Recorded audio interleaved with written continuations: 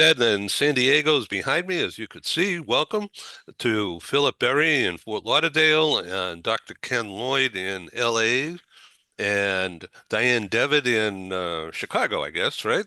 Chicago, yep. Yeah, okay. And Paul Falcone in LA. And we're going to be joined by at least two others.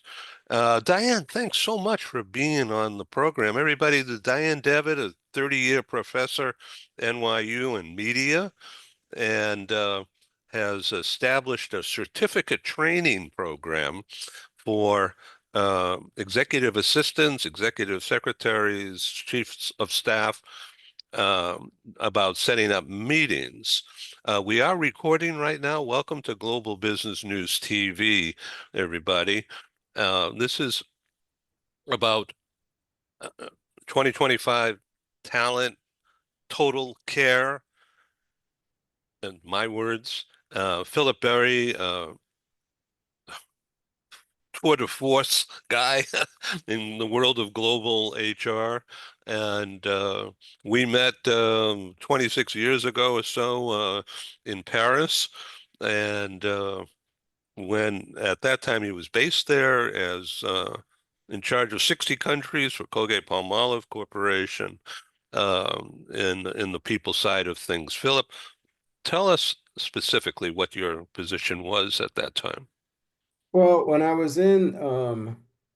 we met in Paris, I was the vice president of human resources for Colgate Europe, and I was living in Paris at that time also. But then before that, I was the vice president of human resources for international business development, which consisted of managing all of the operations in Eastern Europe, including Russia, uh, all of all of Africa, north, south, east, and west, and also the Middle East.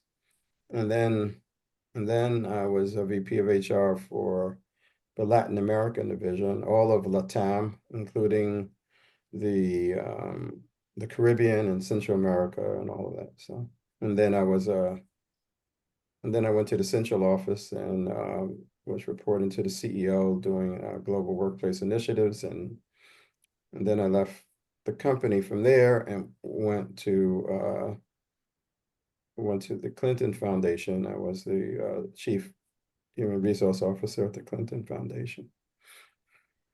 Yeah, that's cool.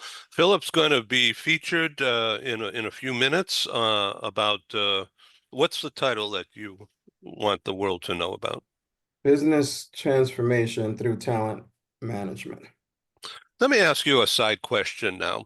Um, this is relevant to Dianne's efforts these days, and which I'm helping to promote, of course. But um, when you were an executive, did you organize meetings yourself, or did you have an executive assistant to do that? I had staff. I had quite a bit of staff. Yeah. Okay. Dianne, I can't hear you. You're on On mute. It's mute. very unusual for Well, Dianne to be I didn't muted. want to butt in, but I hope you had staff. Yeah. Yeah. In fact, I Yeah. used to know, I think it was Patty Bernstein, who I used to know at Colgate many years ago. So Patty Bernstein. Jeez. you would remember, trust me. Hi, Paul. Ken. Okay. Have you met Ken Lloyd before? Yes, I think Ken Oh, and I, okay, and good, Paul good. and I for sure, yes. Okay, Good to see you all. Thank you. okay, great. Okay, so this is about the role of the CHRO in 2025 with AI here and growing, and the age differentials in the workplace with more, predominantly under 35. Uh, and The world has to change, and the people role is more important than ever. Would you like to elaborate on that, Paul Falcone? You know, I would. And it's fascinating. And what we're going through right now, the expression they use is evolutionary change, revolutionary speed, this kind of thing. It's changing We're building the plane while we're flying it. And it's funny, Ed, it's destabilizing a lot of organizations out there. It's hard because, you've got this issue of AI, but you also have the natural disasters that are going on both coasts and in the middle of the country. Then you have the politics, and then you have all the different changes that are coming at people like it's a fire hose out there. And I think the CHRO has to be that confidant to the CEO or the business owner because they need to have a hand on the pulse, like how are people feeling and how do we move the needle, so to speak, in terms of people feeling more engaged or better yet, feeling like they could do their best work every day with peace of mind. That's not easy. So on the one hand, we talk about all this AI stuff. To me, from what I can see, AI is still in very nascent stages. It's developing, but it's not a press the button and everything is fixed and we don't need human beings anymore. So that exaggeration on the AI piece is one factor to consider. But more important than that, in all of this technology, the people leadership, the relationship building, the leadership with a heart, that's more important than ever. And I think people need to feel connected to their boss because when they feel like their boss has their back and their boss helps them feel like they can do their best work and their boss builds their self-confidence, you're going to have very happy cows. You're feeding them a lot of good milk. They're going to be happy cows. They're going to produce really, really high volume. But when that immediate connection is broken down, that's where you see the problems with either the burnout or the lack of retention. You see the turnover issues, and you're not getting employees to give discretionary effort. So it's critical right now. CHRO roles post-pandemic are probably more important now than they've ever been. And as I've said, we've got our seat at the table finally, but be careful what you ask for because it's not easy right now, and they're depending on us for that people element more so than ever. So I want to go to Dr. Ken Lloyd now. If you could please comment on that and bring into the discussion how you used or didn't the person with the title HRBP, HR business partner. Yeah, where I worked for 18 years in a manufacturer of medical apparel, we had a VP. Well, actually, her technical title was Director of Human Resources and Diversity, and worked with her every day and the HR department. But to go to Paul's points first, we are in such a psychological upheaval in the workplace today at all levels. People wherever they look are sensing angst, anxiety, confusion, personal concern. What in the world is going on? And now what in our country is going on? And now what in my life is going on? Whether it's talking about these return to work mandates, whether it's about keeping one's job as things are going in the future, whether it's about staff reductions across the board, what's happening with my family, then here in LA, what's happening with these fires. There's been a total societal uproar in this city and upheaval. There's just so much more confusion. I know there's an old Chinese curse, may you live in interesting times. That's a curse. And we are definitely in interesting times right now. And there's just so much that's up in the air. Paul mentioned AI, which is certainly evolving. Has not taken over. Some people are relying on it too much. We've even seen where law firms have gotten into trouble by having AI prepare briefs when the law firms really didn't realize AI can hallucinate. It can make up stuff. There are biases within AI. So anyhow, the changes that are out there, we're seeing across the board. So to now push on the points that Paul had said in terms of what that means for HR, now more than ever, the leadership role that can be played by people in HR, that role is critical for the executive team, for the C-suite, as well as for the employees to know that they have at least someone, and possibly and hopefully more than a someone in HR that's there to help them, to listen to them, to communicate with them, to advise them, to support them through these very tricky times for individuals and for organizations. So the role now in HR is more critical and important than ever. Paul? Yeah, Ken, I think you hit the nail on the head. The funny thing, Ed, is when you're talking about, the role of the HRBP is evolving. I mean, basically, it's a generalist who can help you with everything you need, from motivating your people, coaching your people, giving that advisory advice, disciplining your employees, holding them accountable, that sort of thing. And they need to touch a little bit of everything. Oftentimes when you have an HRBP, you also have centers of excellence. You have a group that does comp. And the HRBP will know when to pull in the comp people because there's an issue with someone who may be under market or something along those lines. But that role is evolving. You can almost think of that HRBP model as the old, well, that was the director of human resources who handled everything for our company.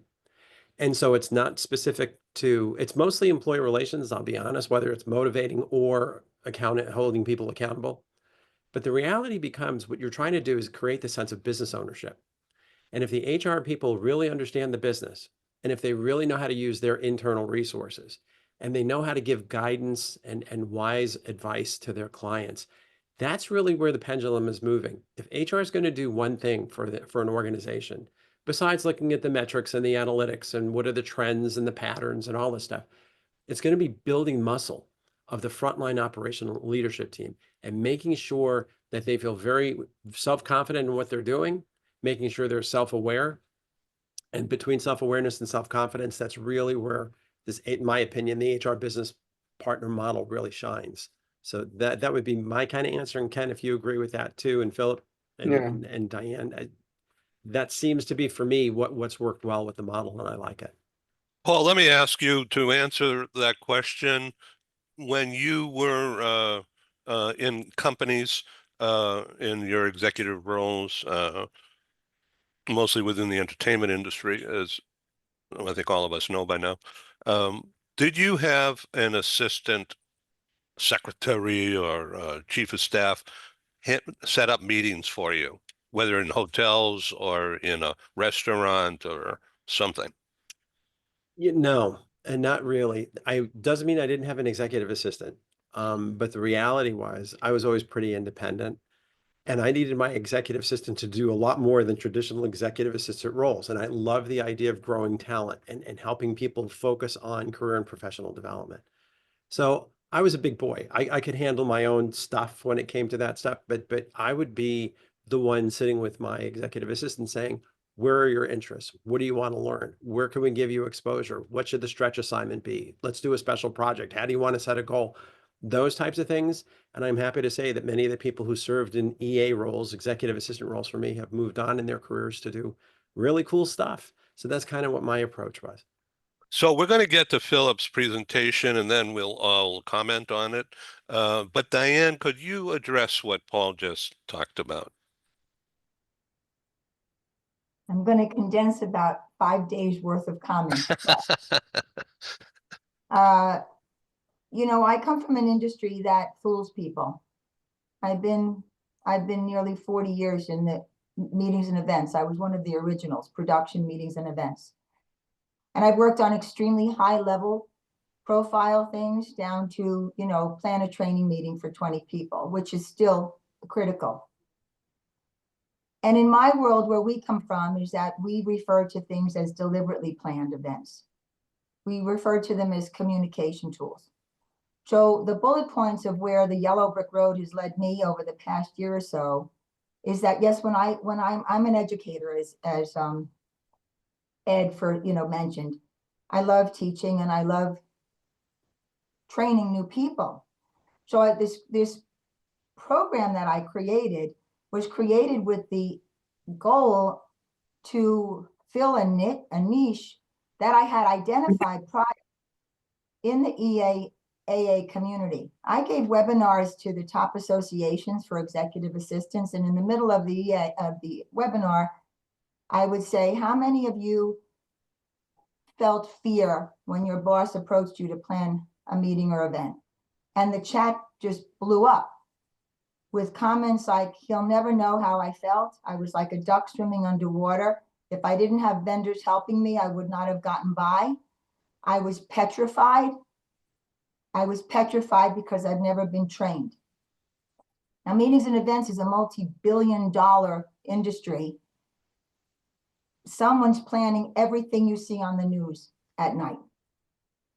And there's so much money left on a table when untrained staff plan something And so the bullet points that that resulted in my research was, okay, so the EA is tasked this plan a meeting, plan an event. He or she goes out, the hotels peg somebody in a second. They treat you great, you're a meeting planner. Every vendor, oh, they're a meeting planner. So all that fluff is a false mask of the reality that you're not getting negotiated prices. It would be like, I would say to you, if you had a print ad that you wanted to produce for a product, would you give it to your EA? And that's the analogy that I make. It's the same visual dynamic and the same ROI that you get. So what happens is, the EA plans the meeting. It goes okay. Nobody knows what could have been better. The boss says, great job. So the EA doesn't think she needs training. And the EA is now afraid to admit that she does. Believe it or not, I've had people tell me that. And then what I've learned is that these L&D departments from the best companies in the world, over 70% of them focus on communication, strategy, and leadership. No courses on meetings and events. So what happens is the meeting department is on overflow, dealing with managing directors and CEOs and intense things. That overflow gets tasked to the EAs. The EAs then go back to the meeting departments and they say, what do we do? Who do we call? Where do we start? Who do you know at the hotel? It's a vicious cycle. So to me, this is a great opportunity. And if it's not this call, but I certainly appreciate all of your advice on how I can get in and literally have a discussion with the L&D departments on this gap, because meetings and events are intrinsic to every business.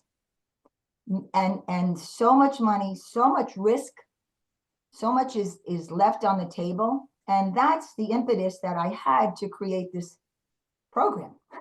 I really, really want to see if I can help with it. And then I say to myself, do people care? Is there a value to that? So, so that's kind of where I'm at with it, but it's an interesting dynamic that was uncovered because the other thing that came out, and then is that if few of the EAs that I worked with that came onto the program, their biggest conflict was time. So then I look at all the C-suite that I've worked with over in my life, and we've all been required to go to training. Most companies that I know require their executive managers to go to training. It's not an option. So the time involved, they said to one of the EAs who worked for a major global company, did you go to your boss and tell him that you were taking a training class? She said, no. So I said, well, why don't you try that and just ask him if you can just calendar 2 hours a week for this training. And of course it was approved, and of course it was fine, but they're afraid to go because they're serving their boss. This is what I've uncovered. So it's an interesting dynamic. It leads me to the belief that companies need to give permission and recognize that this is a task that is given to 75 to 85% of EAs. And it's not part of their job, just like you said, Paul. They have their job besides this.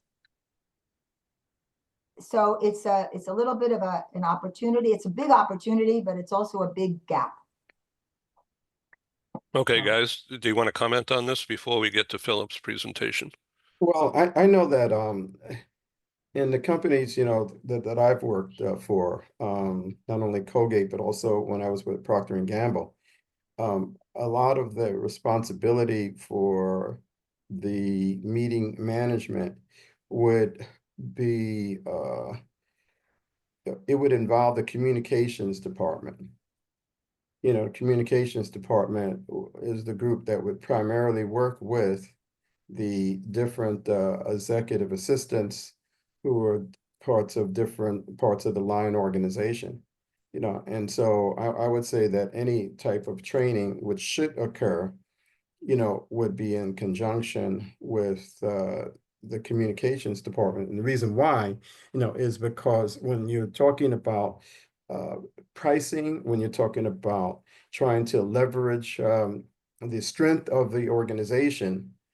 So, I mean, like, for example, executive assistant or an executive decides that they want to hold a meeting at a given hotel, Waldorf Astoria. Well, the fact is that if they're just going in alone without understanding the past relationships that the company would have had with them, and also how they were able to negotiate pricing for different things and also negotiate setups. I mean, that has to be something that the communications department is also involved in to help that person. So this way, the executive assistant for a given executive is not going in alone. They shouldn't feel like they are starting this from scratch, no matter what.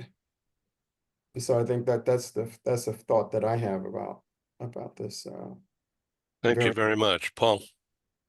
Yeah, it's so funny. Dianne, the first book I ever wrote, and I'm knock on wood, I'm at number 17 at this point, but the first book was called The Complete Job Finding Guide for Secretaries and Administrative Support Staff. And I was working in the contingency surge business placing admins. These are tough jobs. You can almost replace that title with business manager because this No is what they question. do. Mm-hmm. And they are parachuted in oftentimes at the last minute. And they're the ones who have to do the cleanup of stuff that got bungled along the way. So the value of the program that you're building, I think, is incredible. And I think the timing couldn't be better because there's more and more responsibilities on these business associates, whatever we want to call them, who are responsible for this kind of last minute transactional stuff. Yet they somehow have to turn it into not only a successful performance, but they have to build relationships in a short amount of time. And I've seen people, their level of emotional intelligence, their ability to bond and connect, their communication skills can be outstanding, but it's still hard. Plus, think of a typical law firm. If the lawyers are really under a lot of stress, they really push it down to the legal admins. No Sometimes question. legal admins think, you know what, it's okay. If my boss treats me that way, I can treat other people that way. And I've recently been doing training in that space, talking about, yeah, no, kind of like the buck stops with you. You still get to create the environment that you want, the culture that you want, the relationships that you want, but don't justify that just because my boss does this with me, I have now carte blanche to do this with other people. But it's hard. It's hard because to be a business manager means you got a lot of bosses. And I Yeah, respect no it, question. respect the No role question. I mean, tremendously. I worked for the CEO of a General Mills company. I worked for the CEO of Lark Luggage. I've had I was an executive assistant. I was also brought on to CGI, Phil, in 2006. I don't know when you worked there, but so yes, you're exactly right, Paul. They're amazing, the personal assistants and the EAs and what they do. But they all, no matter how high level they've been, they've all said to me, oh, we just were never trained.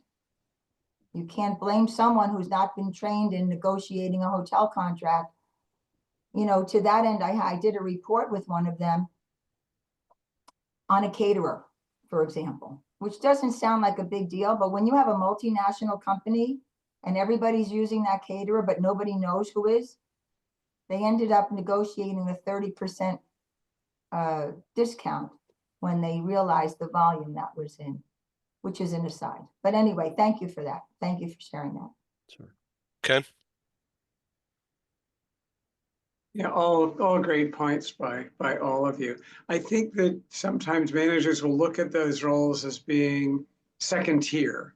It's not like there's a professional designation, but Dianne's putting that in place. But for a lot of them, they don't sense that there's a great need or deal of expertise, technology, advanced thinking. This is something, they kind of look at it as something that's passed on. Take care of this. Just get it done. I don't care how type of thing. Instead of recognizing that this is a very important function with planning and priorities and dates and deadlines and organization, they just say, I'm going to go back and do my professional work, whatever it is, whether it's law or managing or anything else. And I've been trained in that. I've got all these degrees, all these hours. you came up, you're basically a secretary, go take care of this. It's that lack of understanding, lack of empathy, lack of insight, lack of a true people orientation that just puts in this mindset, just do it. I don't care, just get it done. And then these people are in these roles, and it's extremely difficult. So Dianne, I think what you're doing is an incredible service for organizations and for the individuals in these positions to give them the. Well, thank you. Thank you. I just remembered, if I can share just one story, because actually it was the global VP of HR for a company. I'll give you an example. So what most people perceive meeting planning to be is the implementation of it, is the logistics of it. Get the room, get the video, get the projector, get the food, get this and that. I had one person comment to me, we never order food right. We're always paying for more than we need. But so the VP of HR of this company that I worked for, it was a huge engineering company, global. And he said, okay, so I'm having my top 100 managers come in from around the world for a meeting. Okay, Dianne planned it. Okay, fine. And then I got up and I closed his door and I went and I sat down again. Because that's how I work. I work on a strategic level. If Phil is going to call me in to plan a meeting for him, I want to know what the objective is. I want the measurable goals. I want all of that the public will see. But then I want the trigger. I really want what is in your mind and what you want to see. And I sat down and I spoke with John. And I said, really, what are you trying to get through? I want to tell my people how extraordinary they are. I said, okay, that's all I need. Someone like me. Give me a day and let me come back to you. So I went back, spoke with my staff, this and that. So what we came up with was a theme of, honoring extraordinary, ordinary people. Now, I also called John the next day and said, please give me your credit card number. So what we did is we uncovered about 50 different management books that all had extraordinary, ordinary in the title. And we mailed each attendee a different book. And they were charged with read the book and come up with 1 or 2 sentences, 1 or 2 paragraphs that made the difference for you. We took those phrases and we printed them. In those days, we printed them on signage, which became the decor throughout the meeting, and put so if whatever Ken contributed, his name was on that as well. And people then used it as discourse, as an excuse to speak. And then, Ken, what did you learn from that book? And so it became more than that. That's just one sampling of the difference of a professional who's trained and understands where this can go versus get the hotel and set up the lunch. Fascinating. Yeah. Philip, take the stage. Yeah, let me start by what I'm going to present 3 slides, which will provide the essence of what my thoughts are. And if I can.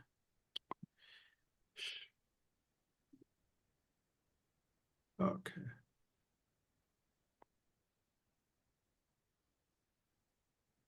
Okay, good. So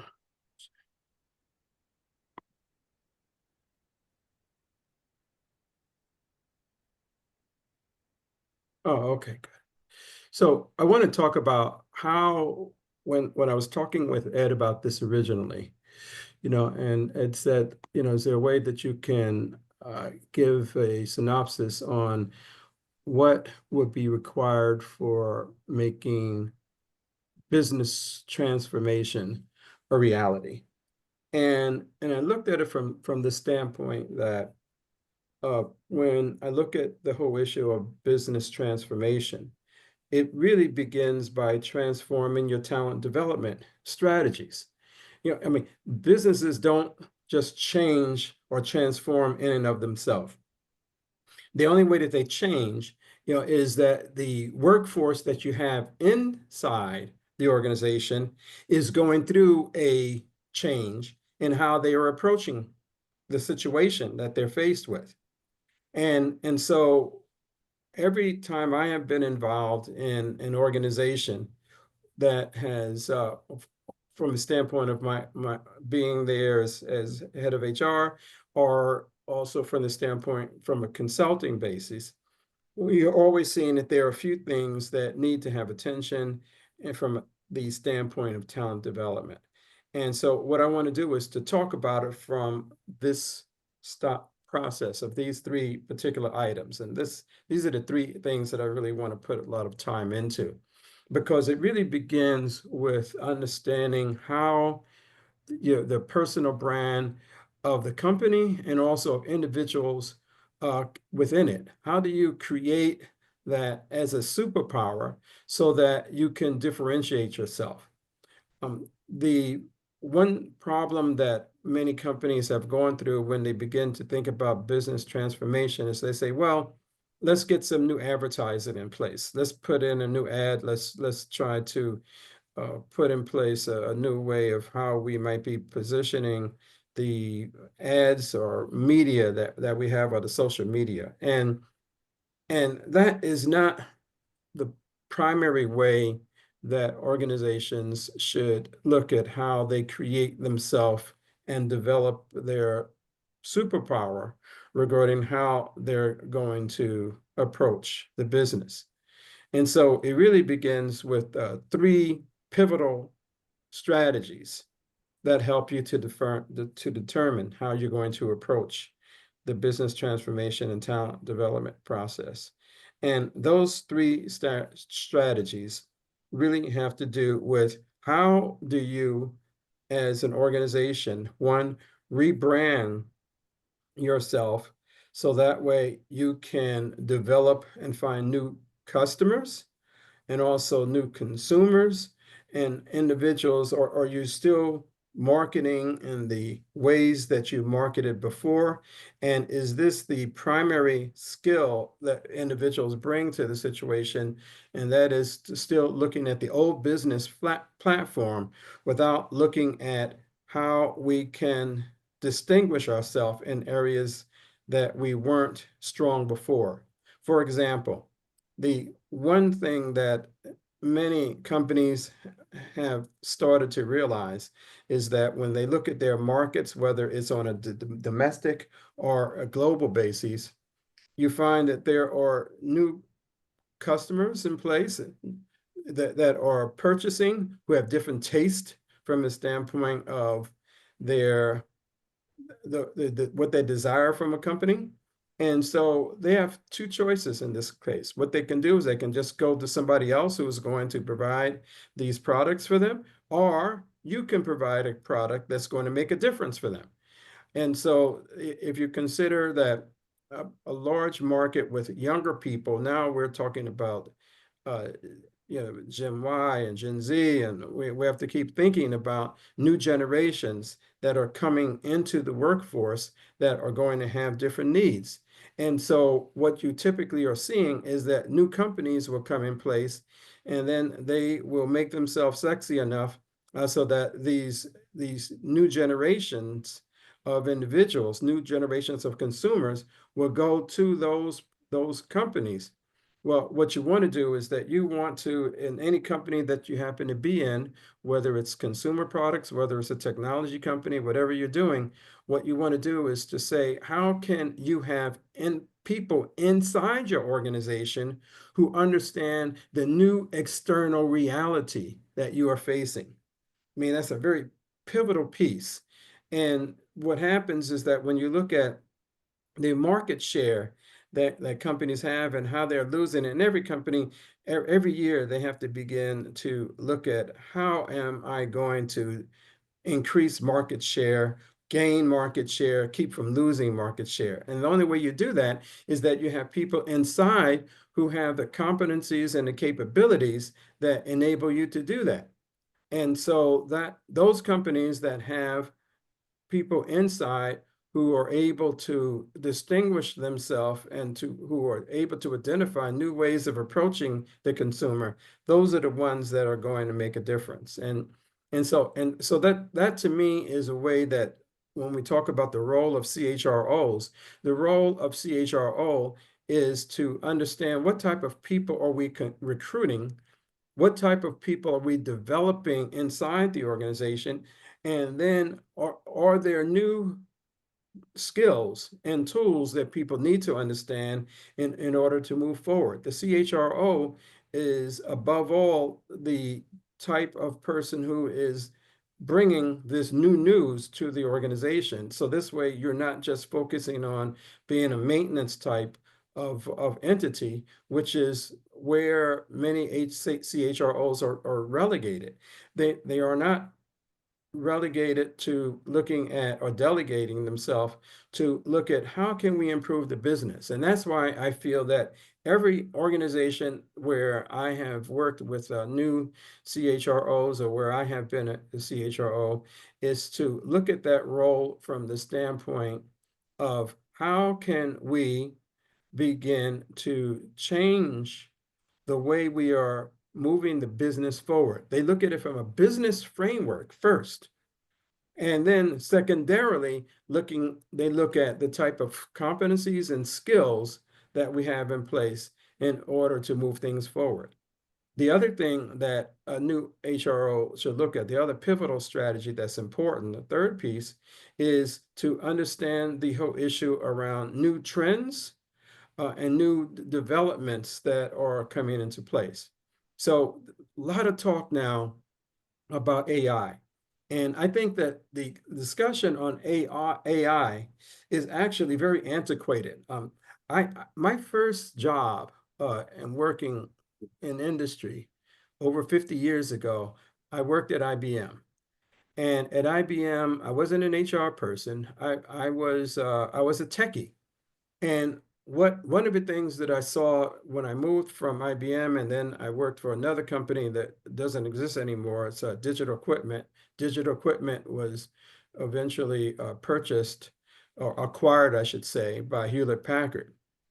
And one of the things that I began to see in working at a computer company is that there are new generations of computers and computing power that is coming into existence used to be like every maybe 3 years. Now it's every year. And you look at who is providing this type of information and what it's doing, those are the ones that are going to be winning in the marketplace. And so AI, when you say, is AI going to change your job? Well, I look at, a matter of fact, a number of you on this call might be young enough to remember when there were adding machines that people used to use. And remember, it's like, you just pull the lever and, and then that was how you add, who's using those type of things? Who's using a calculator anymore? Who's buying calculators? We're not. So the job of individuals there would be a whole row of individuals in a big room. Yeah. And then when they talked about how they're going to balance do the accounting, do the financial accounting. And then you have all these individuals who relied upon those people who can input that information and then put it into the right space so that way we can understand it. Well, AI is really just another way of trying to understand the realities that exist in front of us. One of the big problems that I saw, in fact, it was 20 years ago, was when some companies were saying, well, we have these new social media is coming about, and people are beginning to go to social media so that way they understand what's going on there. Companies said, well, that's a fad. We're not going to go there. We're not going to be paying any attention to that. But then after a while, we saw new roles coming about for the marketing people, marketing social media, market head of social media. And they began looking at the data that would come from Facebook and from Instagram. And they were looking all throughout the internet. what are we looking now? We're looking at TikTok. People mistakenly say, well, hey, TikTok is going to be a fad, without understanding that this is how younger people and other people who feel that they want to be in the know, this is how they're communicating. And so if you aren't in a company where you have people who have the capabilities and the sensitivity to understand that, then you're going to be left behind. And so we need to understand that. A matter of fact, look at what's happening with newspapers now. I still like a newspaper. I like the paper and I like the feel of it. But most of my communication comes from going online. I have the Times online, the Wall Street online, Forbes online. Uh, we need to be able to have people who understand that. I was talking with my son. Matter of fact, Diane, this would be interesting, especially to you. He has he does a lot of acquisitions, and he works in the area of helping companies who want to improve in the area of sustainability. And he has a number of people. He has what we call AI assistants and AI associates who are in place now. That's a whole new role that exists that didn't exist before. And because we need to have people who are expert in pulling data together. I have another friend of mine who was working at Apple, and he started up a new business, and his new business really just consisted of pulling information together from different sources, putting it into an information buying online, and then selling that to other people. He didn't create anything except a new way of looking at the data that is out there and the data that exists. So we need to have inside corporations individuals who understand the new trends and understand that AI is not going to be a thing. Matter of fact, you will be a thing of the past. You will be an entity of the past if you don't understand how to embrace and take AI in, so that way you can get a better intelligence regarding what you're doing. The last piece that I want to, and then what I'm hoping is that we have a nice discussion off of some of these points here, but I want to give you another piece here that throw in so that way we can focus in that way. Refocusing the distinctive competencies of an organization is the other area that is extremely important when we talk about how we revitalize your business process. And those distinctive competencies come in three areas. One, in the area of the technical skills, management skills, and leadership skills. And as I am working, when I do executive coaching, one of the things that I'm finding is that you get a new leader who is in place. And this leader has the technical skills. It might be a lawyer. It might be, matter of fact, I'm working with hospitals. And one of the things that they're discovering, they'll move a person who was in the operating room, and all of a sudden he or she, is now the business manager for a division of the hospital.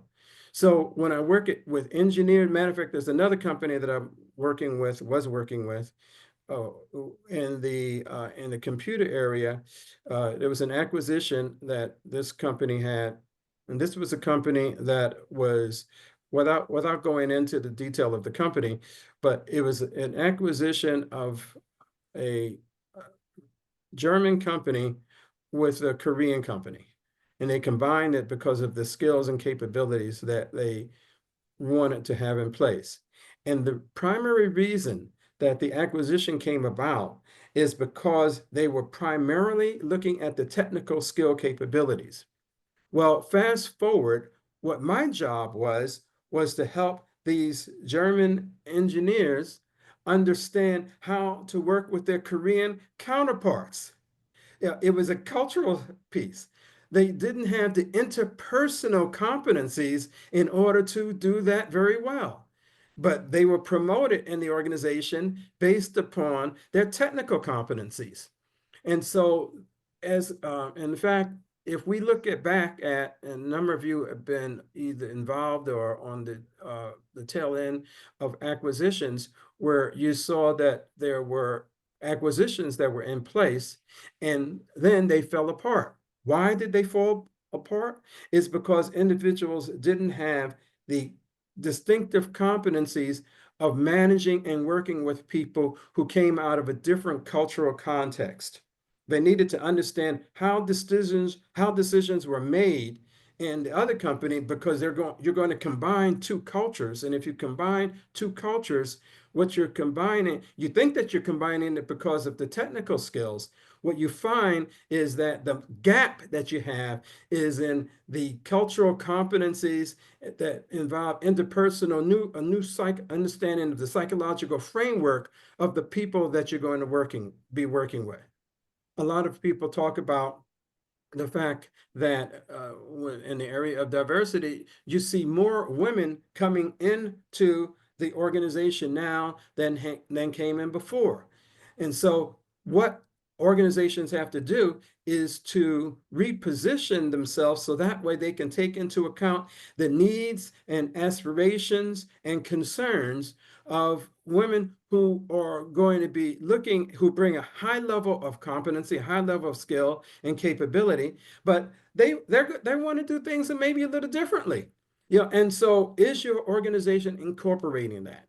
And the same thing comes from looking at it from the standpoint of the younger people who are in an organization. We're looking at things, it's surprising that when we look at how organizations are forming and then they're saying, well, should I have people 3 days working home and 2 days off or whatever? It's an asinine type of a conversation, because work can occur anywhere because you have the technology in order to do that effectively. So we need to have a distinctive competency that is developed around that framework. So business transformation begins when an organization, going back on some of these things, understands that there is a need to increase the competencies that they are weak in, or that they're deficient in. It begins when they begin to understand that the business is going into a different area, and that there are new trends, and being aware of the new trends up front. So that way you can understand how you're going to approach things. And then going back to number one, you begin to develop and find that your superpower is in differentiating yourself and developing your new brand. So that way you are attractive to a number of people who you weren't attractive to before. That is from the standpoint of recruiting them, and also you are able to do it from the standpoint of the marketplace itself. New consumers are seeing you in different areas. Give you one last company that's interesting to watch. Campbell's used to be Campbell's Soup. We see that they have now changed. They're not called Campbell's Soup anymore. Just Campbell's, because a number of the acquisitions that they had were in the snack food area. There are a number of other companies that have to begin to look at that also. When I was working at Procter & Gamble, last example, a very specific example, Procter & Gamble, I was in a division where we were looking at the beauty care area, personal care, because Procter, the soap operas, detergent, toothpaste, those are the main areas that they were focusing in. But after a while, they began to develop and distinguish themselves in the beauty care area. And even though there may be one or two products that were different, like Head and Shoulders, whole different brand now. And in fact, I know that Ken, I think Ken earlier, you said that, I don't know if it was you or who said that they didn't watch the Oscars, which I did watch. And if you look at the Oscars, and I looked at the Oscars not just during the time when there were performances were taking place, I looked at it at the time in between so that I could see the commercials that were in place, because those included the ways that companies wanted to attract and differentiate themselves to new customers. And that's how you begin to understand. So you sit back and you begin to understand that. And the same with the Super Bowl and other events that are taking place. You look at, everybody is looking at how companies put their best, quote unquote, best commercials on during that time period. And also who they have, who is advertising, because that gives you an eye into where that company is going. That's the type of sensitivity that we need to have, and the type of competency that needs to be in place in order for businesses to transform themselves. So let me stop at those points and use that as a way that we can just pivot to a deeper conversation about business transformation through talent development.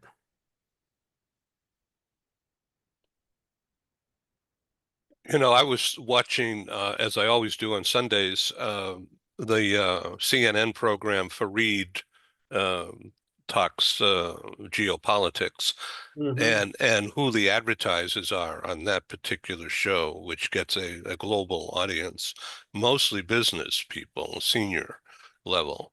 Um, and it's fascinating. So we'll get to that in a minute. Dianne, I think you were going to say something, but your mute was on. You're still muted. Mute. No. Appy, I was just saying, no, thank you. I always have something to say, but anyway, I did, first of all, I wanted to say thank you. And I think you just bring out such, I mean, it's on a high level and it's applicable to so many areas, but for what I'm standing for right now, and for what I'm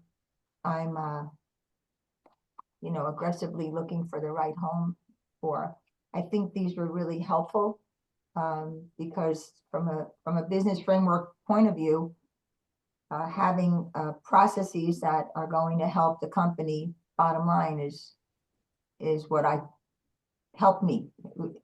that's what I took from it. So thank you. I appreciate that input. Yeah, Philip, what I'd say, and what I've been writing about, is I think talent development is going to replace talent acquisition as the primary driver. You've got to know how to grow your own. I mean, when we look at the trends and when we look at the forecasting, the baby boom is done by about 2029, 2030. And it's followed by Gen X, which was the baby bust generation, which was roughly half its size. Now, granted, the millennials will be coming after them, and I understand that, but this is in all industrialized nations, not just in the United States. Right. And so where's the talent going to come from? And you're not going to just be able to run an ad on LinkedIn or Indeed and the fish jump in the boat. You really have to know how to grow your own. I think that's a critical part of growing up now in leadership, in management. And the ones who know how to build their own teams, they know how to find the bottlenecks where the growth chokes, like they can't get people past a certain level, the director level or the VP level. How do you build plans around that?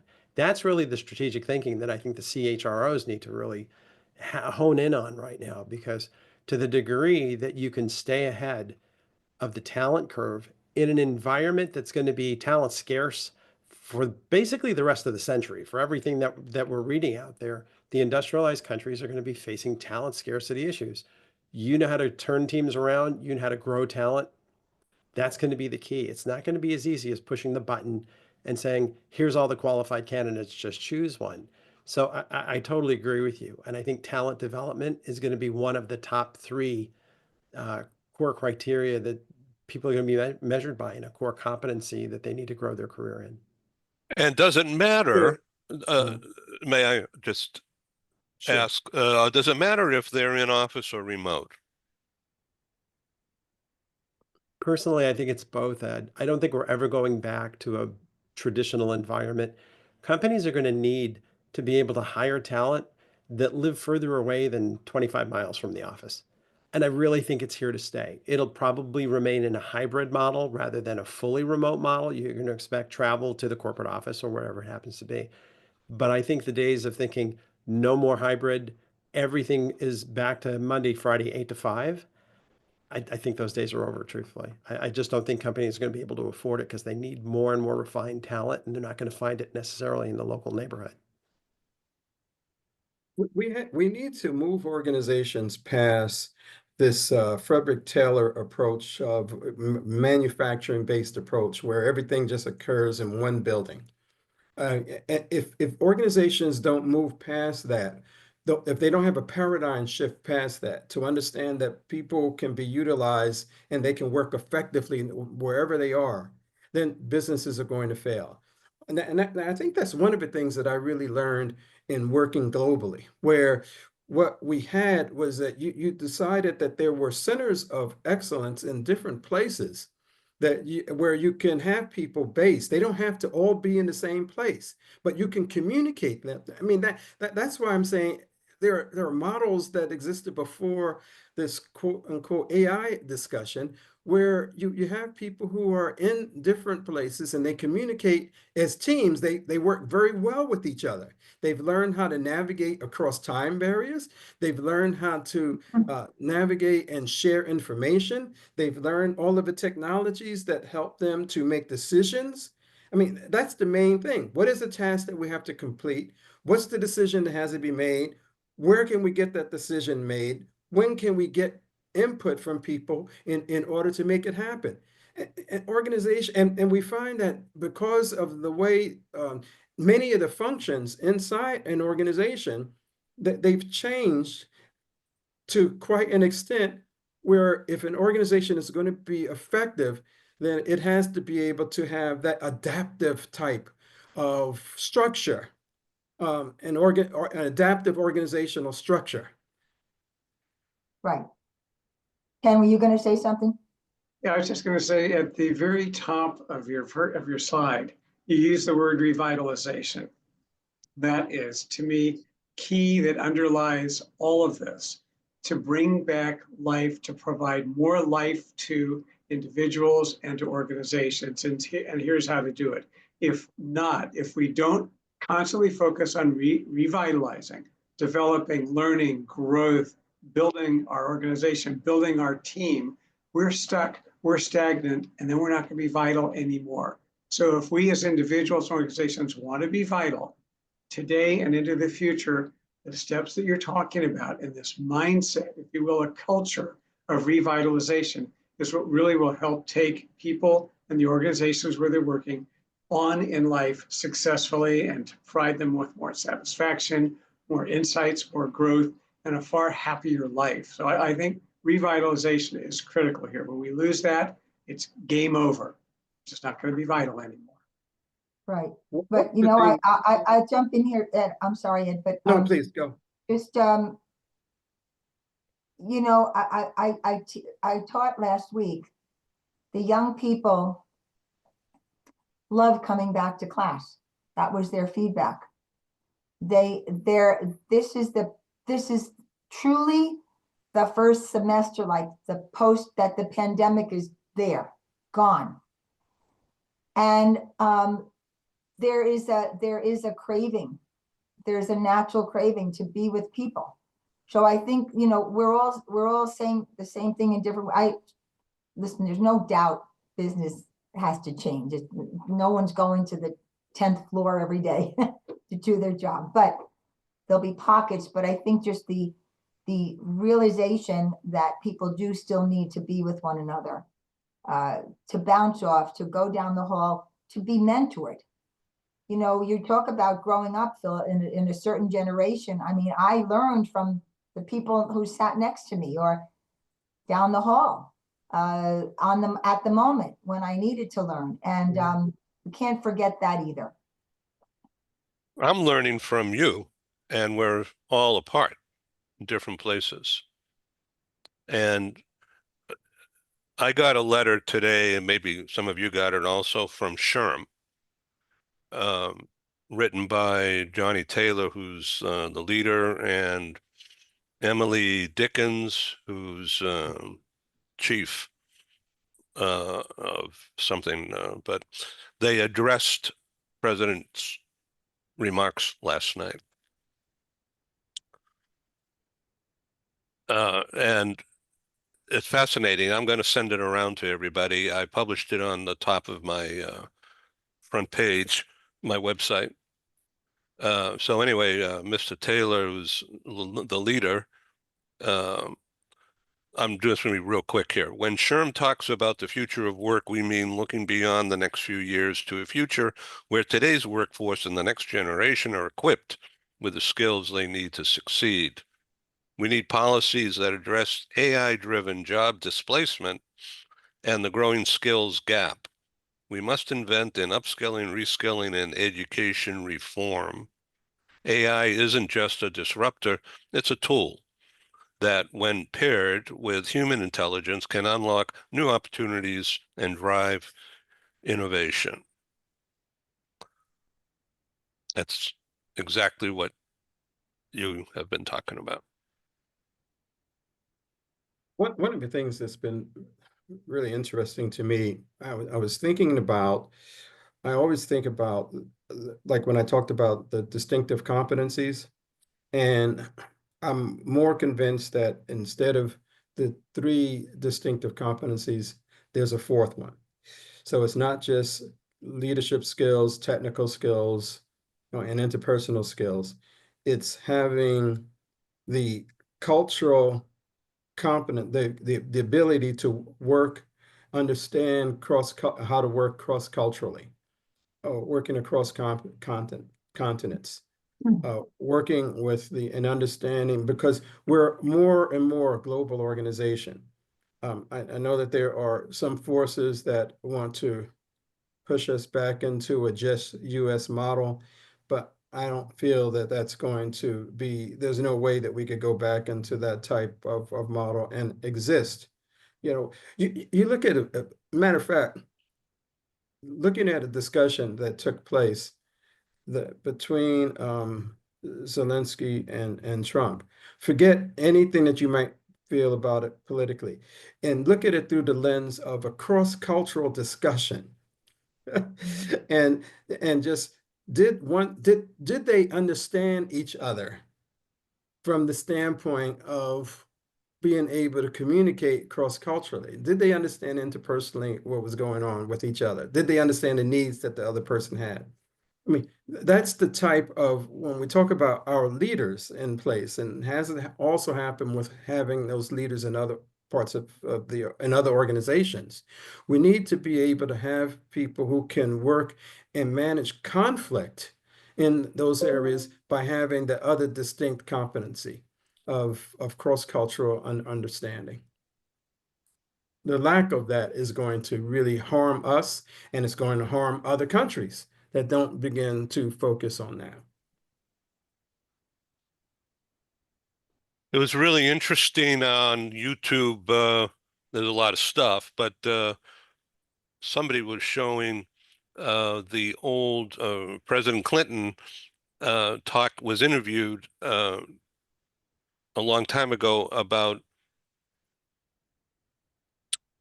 his conversations, private conversations with Putin, and can Putin be trusted?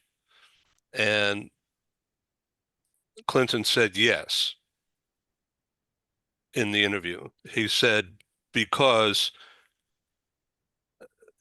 we're each leaders when he was president and Putin was there in Russia, totally different people, totally different systems, but they have issues, and they have had regular conversations that the public didn't know about. But now it's coming out that presidents have private conversations and Right. that they're building on going forward, and the public doesn't know. And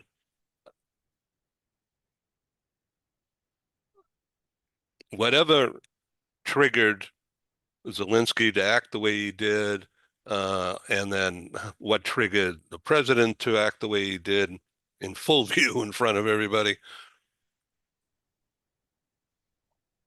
the president knew that Putin's or his people were watching every single move and what was going on. And I think personally, that's what caused Trump to go off the rails at that moment, just to stop that discussion, because it was going to blow up something else that apparently Right. Trump was working on with Putin. Well, listen, um, I'm going to just say this from my perspective. Yeah, sure. There was someone in charge of the lunch afterwards who had to deal with all the leftover food. So we don't have time in our lives to have this conversation, Ed. I'm sorry, I got to get off soon. But anyway, I worked with them as far as Clinton is concerned. I hope he was on time for the meeting because he's always an hour late, no matter what he's scheduled for. Ask me personally about that. But yes, so someone had to plan that, and I'm glad I wasn't the person. I think what's so clear to me is that there are changes that business transformations will not occur unless we have people who are able to read those tea leaves in a very critical way and understand the changes that they need to adapt to, that they need to make. It's not just other people making the changes, but that they need a date to make in order to have overall efficacy.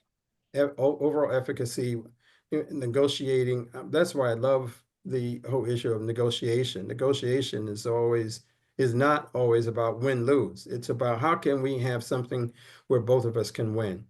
And so all of the labor negotiations that I've been involved in are ones that focus with that type of understanding to try to find a win-win, something that people can walk away with their dignity, where they can walk away, with feeling that, yes, we felt good about that. We didn't feel good about every single piece of it, but we did feel good about some of it.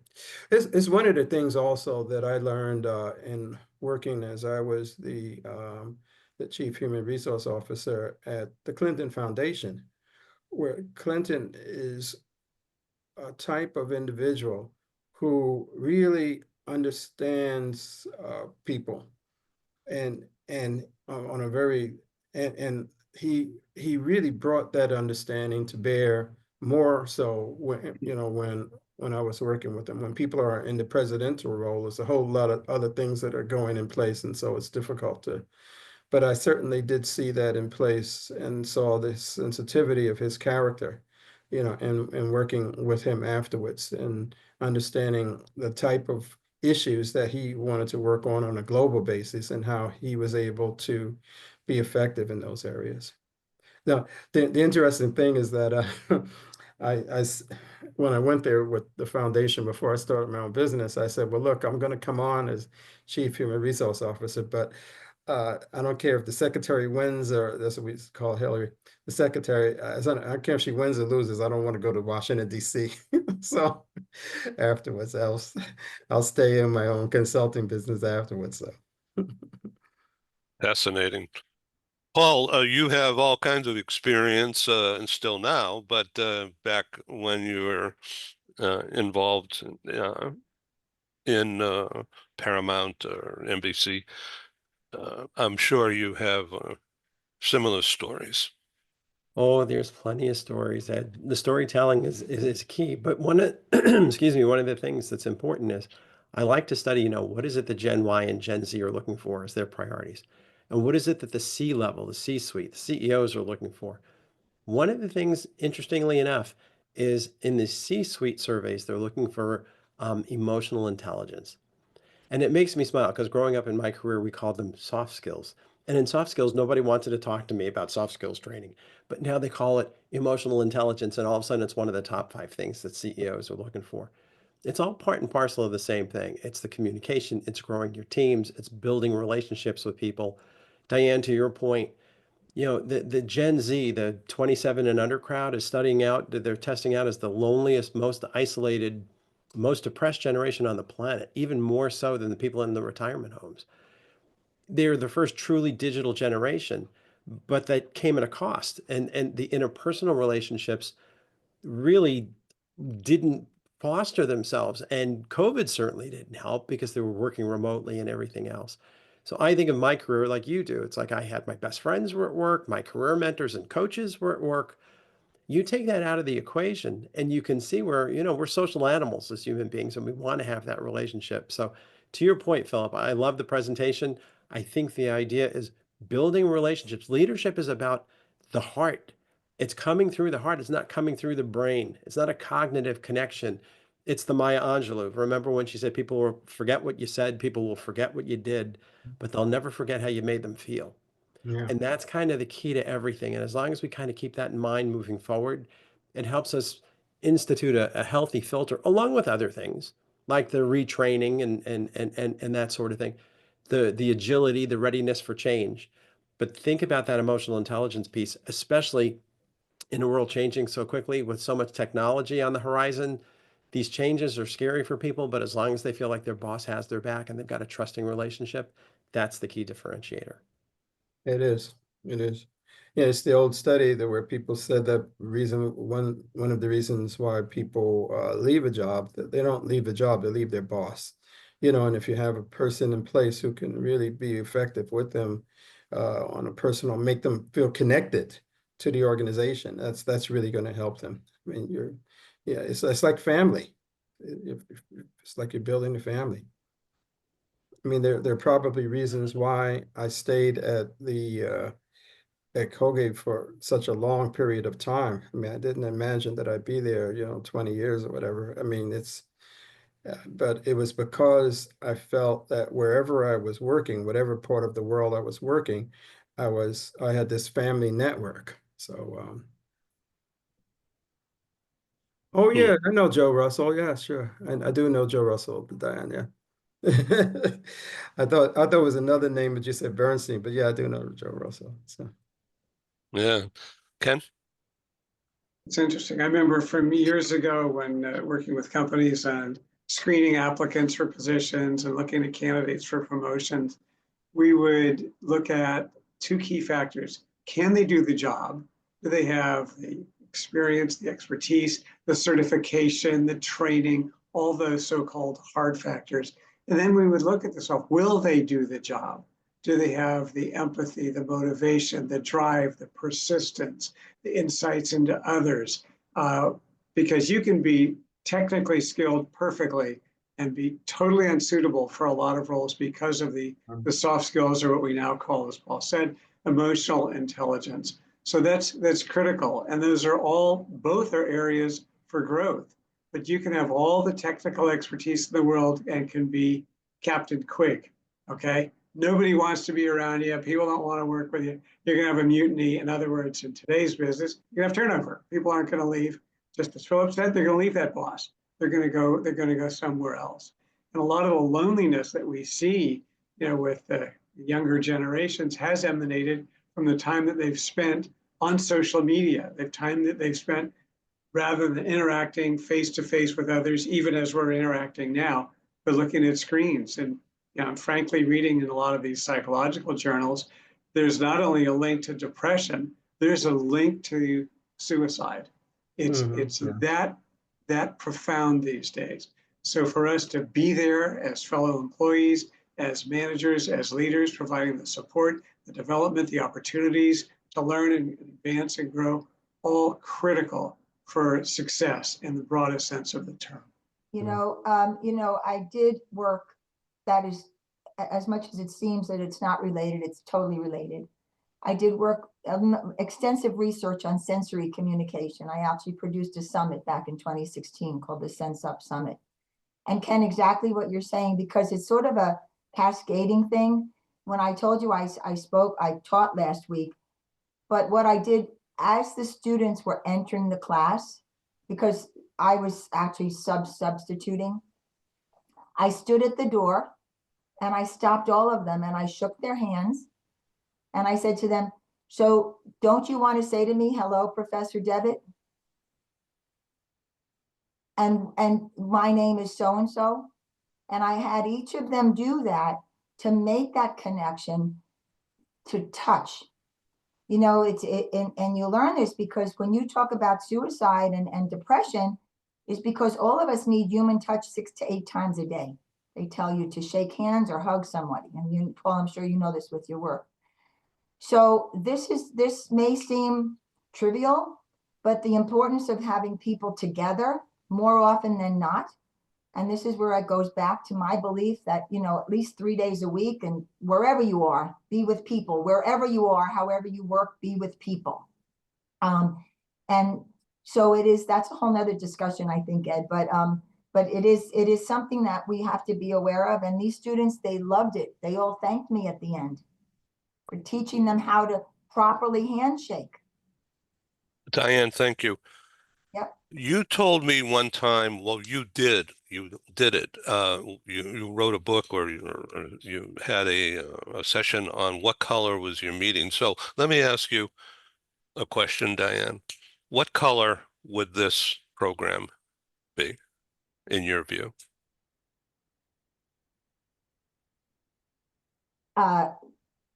Blue for communication and for processes and policies. Green for exchange and balance. And red for foundation and power. Red meaning because it's solid? It's solid. It's all, everyone is speaking from a foundational point of view, from a Yeah. powerful point of view. So Philip, would yellow come into it?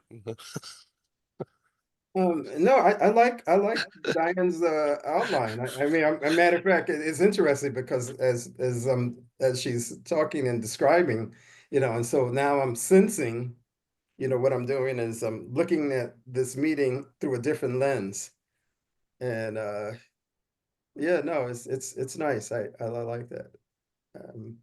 Yeah, I like that. I like all of the colors that you put through it. Thank you, Ed. Well, Thank you. Okay, so I hope you've all exchanged some messages. You know, Dianne spoke at this meeting that I produced in Hoboken, New Jersey, across from Wall Street, inside Ernst & Young's U.S. headquarters. And you had an impromptu meeting with an executive, and I won't have to get into names or anything, but from that day forward, I've been thinking about your certificate program, and now having this impromptu gathering. Now I set it up, so I knew what I wanted to do. I said I was going to help you uh, get into HR stuff. Okay, and so this is, of course, the pinnacle of that, and totally unplanned, other than in my head. So thank you for participating. And I could see, Dianne, that you really have gained from this meeting. So I think this is a great success. thank you. Well, thank you all. I appreciate it. And we all have things to learn from one another. Yeah. Yeah. So I appreciate it, Ed. Thank you. Okay. Come back. Thank you, Philip. I know you got to run. Thank you. Yes. Well, thanks for everybody, and you know, Dianne, good meeting you, and Paul and Ken, always good seeing you again. Thanks for a great presentation, Phil. Okay, Absolutely. thank you. See Yeah, you all soon. Take really care, Ed. good. Thank you. Bye. Take care all. Be Bye, well. everybody.